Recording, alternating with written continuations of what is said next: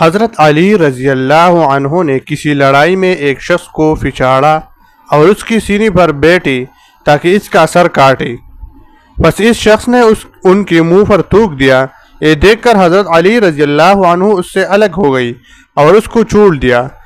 کسی نے آپ سے اس کی وجہ پوچھی تو آپ نے فرمایا، چونکہ اس نے میرے منہ پر تھوک دیا اس لیے میں ڈرا کہ اب میرا اس کو مار ڈالنا کہیں غصہ کی وجہ سے نہ ہو، اور پہلے تو میں خالص اور محض رضائی خداوندی کی وجہ سے اس کو قتل کرنے پر آمادہ تھا۔ بیان کرتے ہیں ایک آدمی با ارادہ حج خراسان سے بغداد میں آیا اور اس کے ساتھ بہت مال تھا۔ اس نے کچھ مال زاہدوں میں سے ایک شخص کے پاس امانت رکھا اور اس سے کہا، میرے واپسی تک اس کی حفاظت کرو، اور چلا گیا اور حج کیا۔ پس جب وہ واپس آیا تو زاہد مر چکا تھا۔ اس کے بعد اس نے اس کی اعزاز میں سے کسی سے اس امانت کا حال پوچھا اور کہا، کیا زاہد نے کسی کے لیے کچھ مال کی وصیت کی تھی؟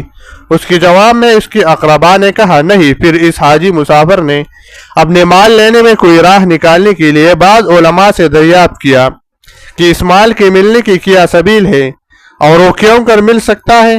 پس علماء نے اس سے کہا، تم کو مکہ معظمہ واپس جانا ضروری ہے اور تمہارا چاہے زمزم پر کھڑا ہونا بھی لابودی ہے، اس لیے کہ اس میں مومنوں کی روح ہے، اور تم اس شخص کا نام لے کر پکارو۔ پس اگر وہ جواب دے تو اس سے اپنے مال کا حال پوچھو، ورنہ چاہے برہوت جو شہر حضر موت میں واقع ہے وہاں جاؤ اور اس پر کھڑے ہو کر پکارو، کیونکہ برہوت میں بدکاروں کی روحیں ہے۔ چنانچہ وہ شخص مکہ کی طرف گیا اور چاہے زمزم میں اس شخص کے نام سے پکارا، پس کسی نے اس کو جواب نہ دیا۔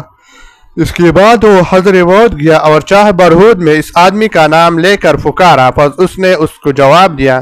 پھر اس نے اس زاہد سے پوچھا، میرا مال کہاں ہے؟ اس نے کہا، فلاں مقام میں ہے۔ تم میرے لڑکوں کے پاس جاؤ اور ان کو وہ جگہ بتاؤ، وہ تم کو تمہارا مال دیں گے۔ اس کے بعد اس مرد مسافر نے اس سے کہا، کیا تم عابد اور زاہد نہ تھی؟ کسی چیز نے تم کو اس کنویں میں گرایا؟